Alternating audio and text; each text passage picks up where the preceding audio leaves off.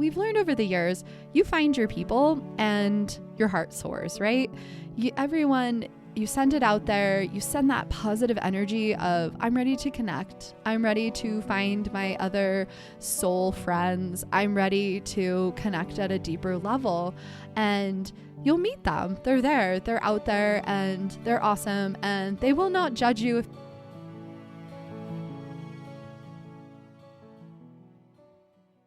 Welcome to Heart Parents. Let's connect with our kids and learn together. I'm Carrie. I was a former teacher and speech therapist. I'm also a parent of 2 spirited, gifted, highly sensitive kids. I was quickly brought to my knees as a parent when I thought that I would see a rosy lens version of parenting just as they present on Instagram, but I quickly learned that's not real life. I will provide real-life experiences and transform them into moments for connections and change for you to use in your house, with tips that worked for our family and how to implement them in your family. Connect to heart with your child, with your partners and other parents as we learn that we are not alone. We have a community, and although maybe we feel different from other families, there are many of us out there, and we are creating the next era of deep thinkers and change makers. Come along with me on this journey with Heart to Heart Parents. Hi, and welcome back to another episode of Heart to Heart Parents Podcast. I'm Carrie. I'm your friendly empath and intuitive mom here, ready to discuss some other new topics with you guys. One thing I am looking at this week is talking to my kids, talking to myself, and talking to my husband about friendships. Friendships is a huge piece of love in our family and something that we have been talking about. Our kids switched schools, so it was a huge part of their lives, and we also have moved around a lot in the last few years, my husband and I. So it's a piece of our lives is ongoing and making new friendships and keeping our old friendships alive and all of those pieces of the puzzles. I wanted to share a little bit about my perspective, being an empath, a sensitive person, a people pleaser, a former perfectionist, former people pleaser. And also, one other thing to think about too is when we say empath, it doesn't necessarily mean that you are an introvert. So I myself as an introvert, I have outgoing tendencies. So a lot of people around me always think that I'm an extrovert, and it's just I've trained myself to be like that, and if I'm really comfortable with somebody, then I'm definitely more in the extroverted side. So that's something to keep in mind as you're watching your children grow up and grow into their personalities, and something to keep in mind for yourself as you start to kind of think about your history with friendships, what your current friendships look like, and future friendships that you are hoping to grow in the future. My perspective starts with me growing up as an only child and also in a medium-sized town in Idaho where we moved to from Southern California. So as a child, I was always searching for deeper connections. I did not realize this when I was a little kid. I wasn't that little 40-year-old woman inside 5-year-old Carrie going around looking for deep connections.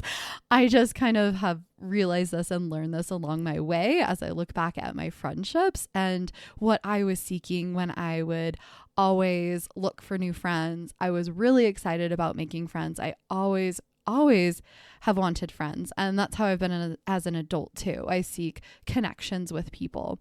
And I always have had a hard time having surface level connections. It's not something that works well for me. And I've realized that in my current situation. I actually realized this more recently that I really search for fewer amounts of friends when I can have a deep, meaningful conversation with versus how's the weather? How's it going? What activities are you guys involved in? Those are not friendships that I really want to put in a ton of time and effort with. I will totally chat it up like any mama will, but it's just something that can be a little bit more exhausting to my energy is maintaining those more surface level friendships. So one thing I think about when I look back at my childhood was how other children were kind of like butterflies, where they would flutter from friend to friend, and that's just how they interacted and engaged and changed through these cycles of friendships. I'm looking at it from a girl scenario, of course. I did not live a boy childhood, so I do not know what those pieces look like. And it's definitely been a learning curve as I follow this along with my daughter and my son. They are their own little people. They have their own little personalities. So I'm definitely bringing in my perspective, but I'm also going to try to acknowledge their little personalities, their perspectives as well. So as I went through school, it really wasn't until college where I really felt so comfortable in blossoming into my own person that I really started to make really deep friendships and connections. I had a lot of them along the way, a couple that really, really stuck. You guys know who you are. Love you guys. And I really blossomed in college where I could meet friends that had similar interests and values, and we could hit some of those deeper level conversations. You're older, you're more mature, and that's just where I really felt at home and really blossomed. One recent thing that happened that I am realizing as I look back over my history of friendships for myself, for my husband, even like my mom, we talk about this at her age too, in the retirement age. It's all pieces for all of us, and it doesn't really change as we get older. I feel like we get more knowledgeable, but there's still those pieces where sometimes we see people who may have insecurities in their life that come up. Sometimes we see people who are really confident and we're like, wow, look at that energy. That's awesome. Power on, sister. So it's kind of interesting to think about, even when we're in different phases and different pieces of our lives, we still have these pieces of friendships, insecurities, confidences that come into play. So that's something I love to kind of keep in mind as I talk about this. When I look back at 2020, I know it was a hard piece of life for a lot of us. And even as a very, very confident introvert, I really missed connections with people. I didn't realize this. I thought I was okay. Everybody thought they were okay. My son, he definitely wanted to be outside playing with all the kids, and he would often watch them outside playing. And it was really hard. That was a real struggle for us, having these friendships and these pieces of this puzzle. My husband and I felt in our hearts that we should be a little bit more strict, which was kind of a social challenge for us. We were behind masks for longer. We didn't go outside and play in the street right away in the summer of 2020. We were more restricted. We didn't know. For us, our story was my husband was figuring out if he was celiac, if he had a gluten intolerance, if that meant that he had a autoimmune disorder, if that would cause problems if we did contract COVID. So this was all a piece that we didn't discuss with everybody. And it was also hard as people pleasers and sensitive people, being around so many people as we started to open up into society again in 2021 and fall of 2021, when our kids started to go back to school.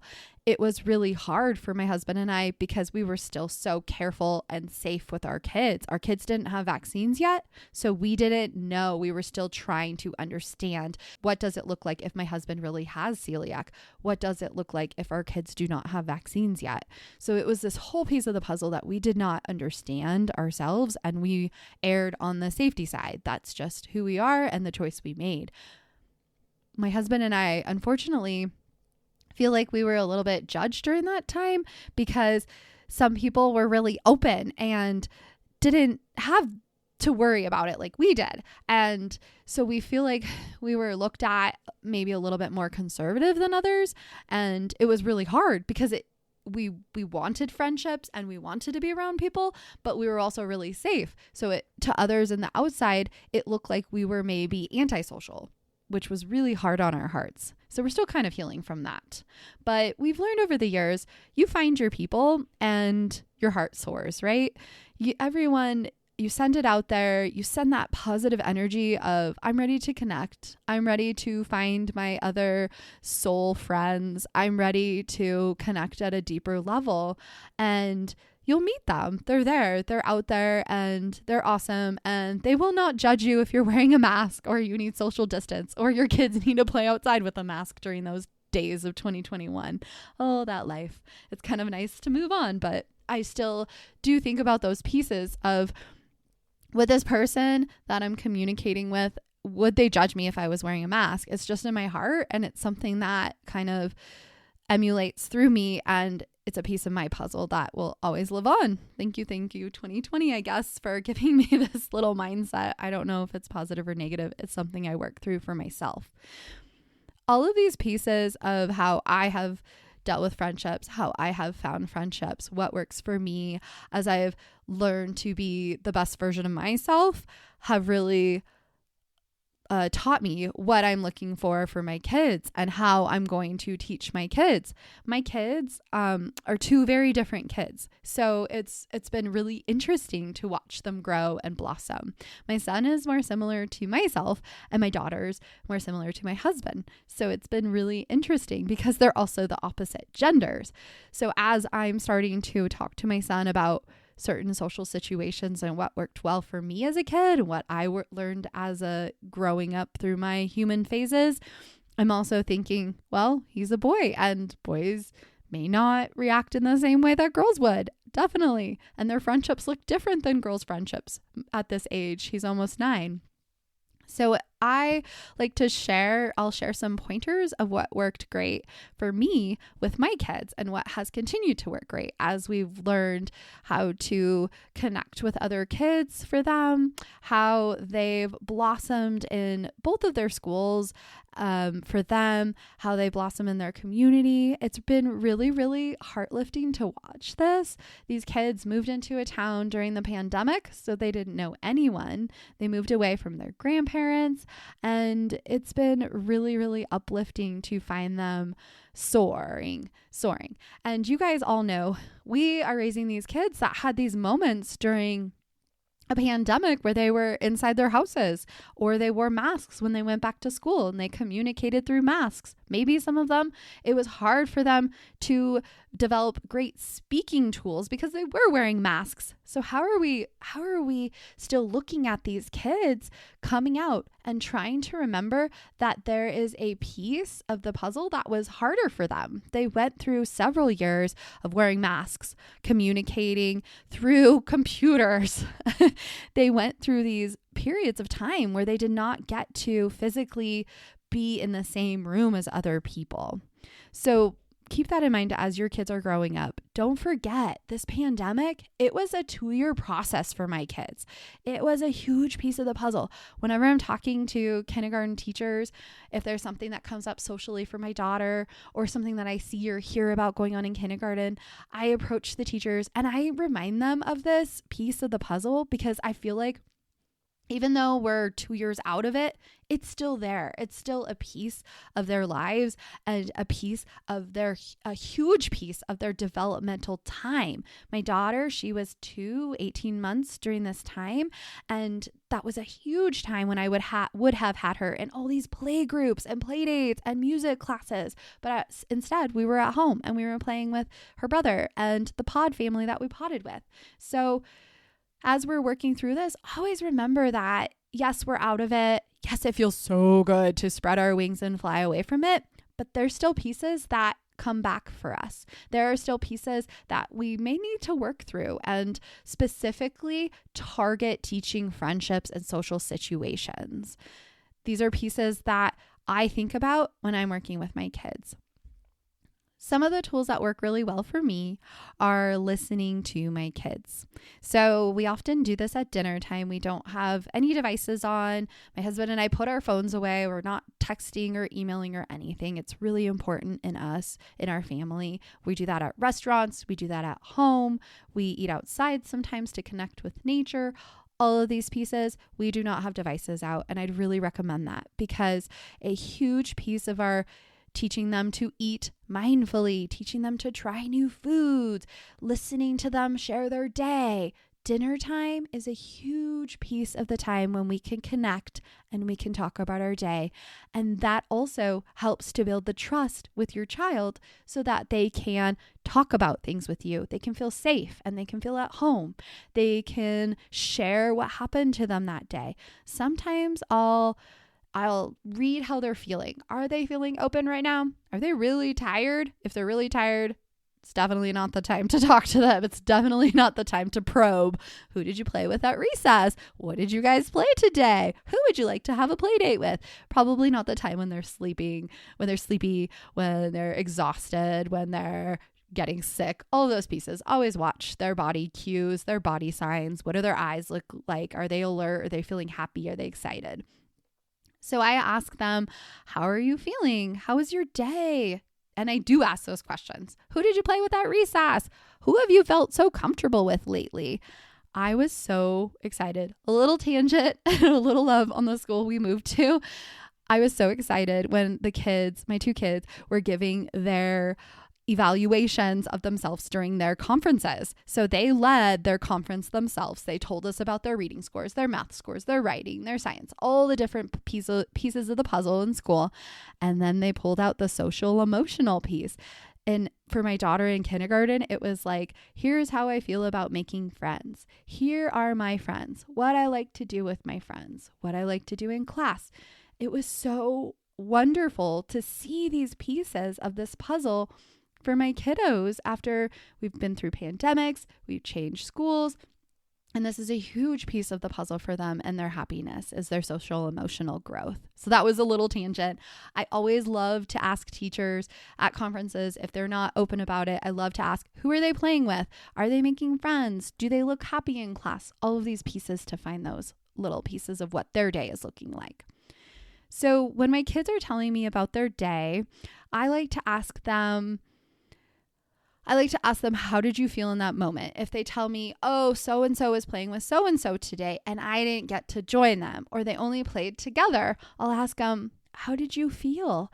And if I'm talking to my kindergartner, I'm thinking in my mind, she may not be able to name the emotion jealous. That might be an emotion that's complicated to describe, complicated to acknowledge and understand. So I provide an example and I name the emotion for myself. I don't necessarily name it for her, like you were feeling this. I don't want to do it in an authoritative version, because I'm establishing that trust and that relationship building piece. So I'll name the emotion for myself. So I'll say something like, oh, when I went out to coffee with my two friends, so-and-so and so-and-so, I was feeling really jealous because the two of them started talking about this situation, this conversation where they went to California and I hadn't been to California in a long time. So I felt really left out. So you know what I did? I was feeling jealous, and then I'll provide an example of what I could do to fix the situation for them. So I would say something like, I was feeling really jealous. So then once they were kind of finishing off on their conversation, I said, do you guys want to go hiking tomorrow? Or I said, hey, have you guys seen this new movie? Have you read this new book? I will give an example of what we could do, an activity that they could lead them into, things like that. So 3 is often a crowd that can be hard. It happens to boys and girls. It happened to my son. And I also want to think in my mind, I tell my kids, oftentimes my daughter, she will like to shut down. Like, I don't want to be friends with so-and-so because they always play with my friend and I want to play with that friend. That's come up a lot. And I remember that as a kid too. So what I talk about, because our kids are so sensitive, that it really helps to provide examples, specific wording and phrases that they can use. Let's teach them tools. Let's not shut down. Let's not shut off from those experiences. Let's not tell them, oh, they're not your friend. You don't need to play with them anymore. Let's provide examples of maybe so-and-so is really playing with so-and-so lately, but how about we try a play date with each one of them? The play dates are really great. They've worked really well for my daughter. She starts to play with this kiddo and then she feels safe at school playing with them. And also the carrier phrases, sometimes I'll teach them, like if they want to play super kitties. That's what my daughter loves to play with her girlfriends.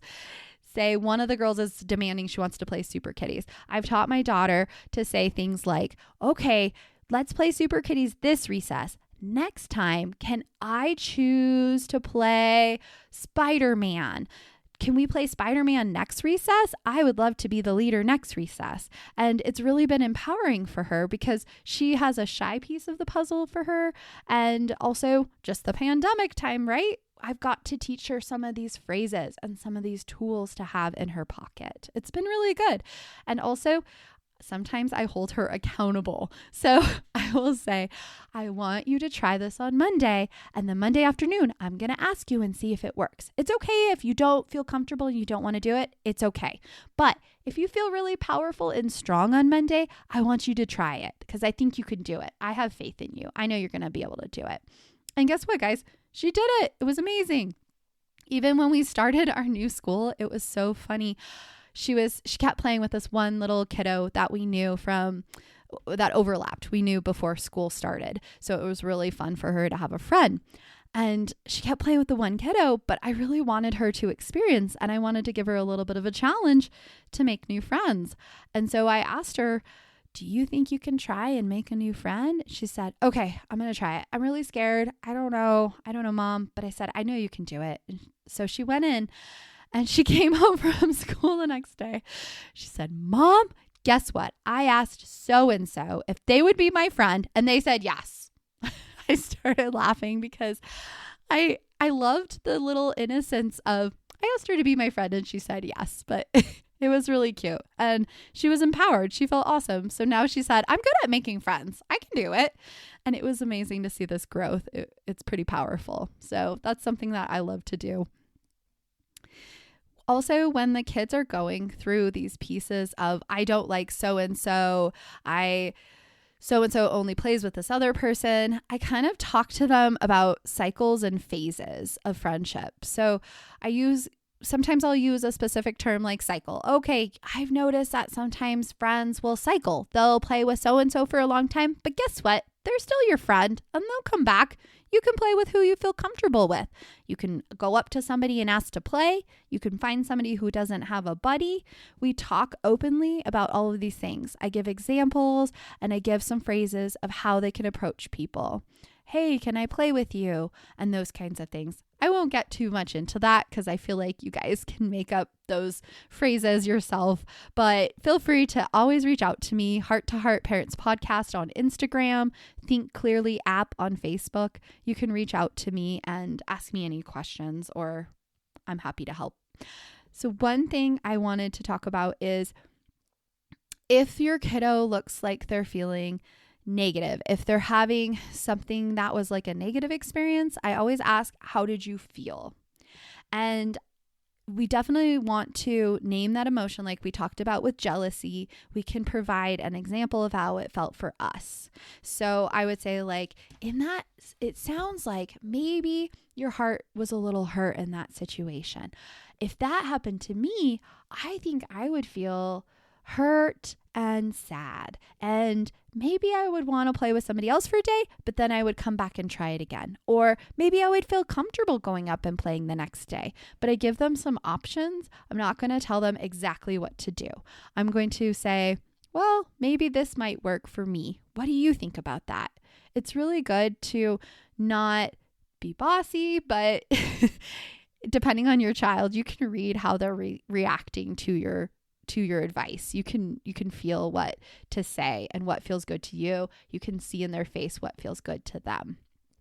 My two kids are people pleasers and they are trying to provide the best version of themselves. I can understand this because I go through that myself. I'm a recovering version of it, so I definitely have a thicker skin. But I remember as a kid, I did not have that thick of a skin. I was fearful about not having any friends, and I was worried that if I was myself or if I showed my imperfections, that we wouldn't have friends. I'm sure some of you guys can maybe feel this and understand it. I've worked through a lot of therapy for myself in my own way where I think I've talked about this in previous episodes and I'm sorry, but I feel like this really helps because it brings it up again. I picture the version of myself playing with friends when I would feel left out, or if it was a group of 3 or something like that, or I didn't feel a connection with somebody and I felt hurt at that moment. I picture my tiny version of myself, and I picture my whole version now at 40 years old. That's me. That's my age. I picture my strong version of myself, the best version in my mom hat, my parenting role, talking to the younger version of myself and describing, you are a great friend. You are perfect as you are. You are whole and complete, and I love you. And it's okay to show your true self because we love you for who you are. You are powerful and amazing. And I picture my older version of myself giving the younger version of myself a hug. I'm just describing this scenario because if there are pieces that you have left over, you can do these techniques and try them for yourself to help you heal in your own ways, which helps your kids too. Because that energy, they pick up any energy, they pick up any fear or any emotion that we may have when we're describing situations. So it's really good to help ourselves. And it's part of parenting is learning, what is this child bringing up in my life that I need to work on myself? It's amazing, but when we can think of it like that version, it really helps us to heal our own. When I'm looking at my 2 people pleasers, my 2 kiddos, I think about and I describe what wouldn't feel good. So I describe to them what a friendship looks like, and I can describe what wouldn't feel good. So if someone is teasing me in a way that doesn't feel good, if someone is playing in a way that doesn't feel safe or happy or bring up great emotions in me, or I notice my kid is talking about this, I'm going to describe it and help them through it. My 2 people pleasers may push these emotions aside because they don't want to look different. They don't want to lose that friendship, and they're coming at it from fear, right? Or insecurities. So I'm trying to help them understand these pieces now so they don't have to understand it when they're 40. Also, if they don't like I tell my kids, if that friend doesn't like this about you, do you think they're a good friend? We work through that. We describe an example of, if your friend doesn't like that you started crying because you didn't get 2 scoops of ice cream like they did and you only got 1, do you think they're being a good friend? Well, maybe they will come around and see you in a different way.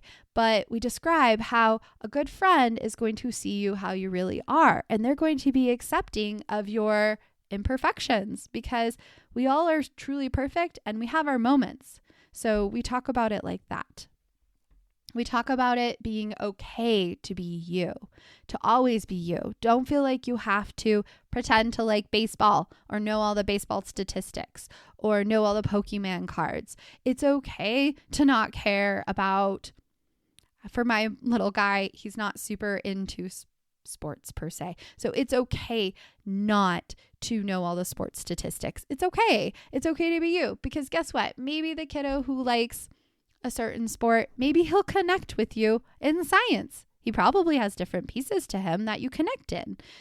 So another piece that I tell my kids too is there are many friends around. If this one kiddo someday goes play with another kid, you still have lots of other friends you can choose from. And also reaching out to other parents to help establish play dates and try to really help build a community in our area has been so powerful for my kids. I've really worked hard to help them with that. I know I would have loved that when I was a kid. I would have loved to feel a connection and just feel at home with different families. So that's been really good when we've done that for my 2 kids. I love when I can just have a family come over. They bring their kids, they come over, mom stays to chat because we haven't seen each other in months, and it's soul to soul connection, and it's so powerful and healing. And I'm speaking from experience, and my heart just feels warm and I have a smile on my face because I know if you're not there yet, you'll find it, and send it out to the universe that it's important in your heart. And send out that energy that's also looking for your energy, because there's people out there looking for that same connection. One other thing I've shared with my kids is it's okay if we have friends that are in a phase of our life, and when we move into a new phase of our lives, we make new friends. that was a huge learning curve for us. We had to switch schools, and we had really great friends at one school. We changed over to another school. It was super duper hard to say goodbye to some of those friends, but it's not goodbye. It's luckily we're still in the same community, so we still get to reach out and play with them, which has been amazing for my kids' hearts and my hearts too, because I miss some of those mamas and papas. But I'm teaching my kids that I still have friends from every phase of my life, and they continue with me, and I've learned from them, and it's okay to make new friends. You don't have to hold on to that one friendship that hinders you from making new friends.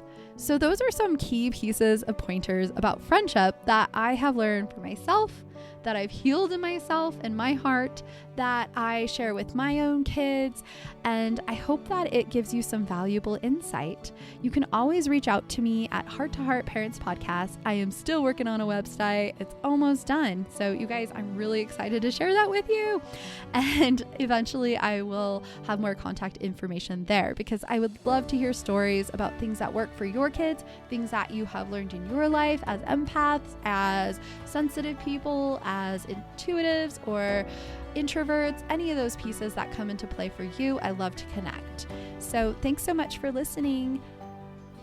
If there's a parent that you think this could resonate with, please be sure to share it with them so we can all benefit from each other.